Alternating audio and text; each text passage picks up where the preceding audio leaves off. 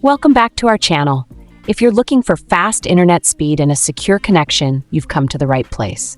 Today we're going to walk you through how to create a V2Ray VMess server account and set it up on the HTTP Injector app. Before we dive in, make sure to hit that like button, subscribe to our channel, and share this video with your friends to help them discover faster, safer browsing. Let's get started.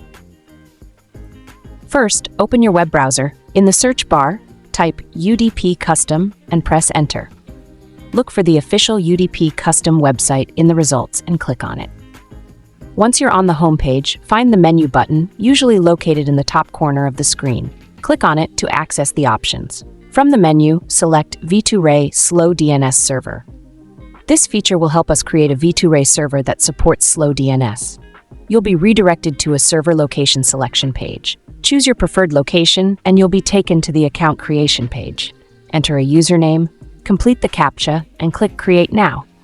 Within seconds, your server details will be displayed. Keep these details handy for the next steps. Now let's prepare the HTTP Injector app. Ensure you have the latest version by heading over to your device's Play Store. Search for HTTP Custom, locate the app in the results, and hit the Install button. Once installed, open the app, and you'll land on the home page. Below the Start button, click the small arrow to open a new window. From here, select V2Ray as the tunnel type and then click Save. Now click on the Settings icon at the top to expand the server settings list. Choose V2Ray from the list and a new page will open. At the top of the new page, you'll see a small plus button. Click it to open a window where you can paste your V2Ray VMess server settings. Simply paste the details generated earlier and click Save. Once the data is added successfully, go back to the home screen.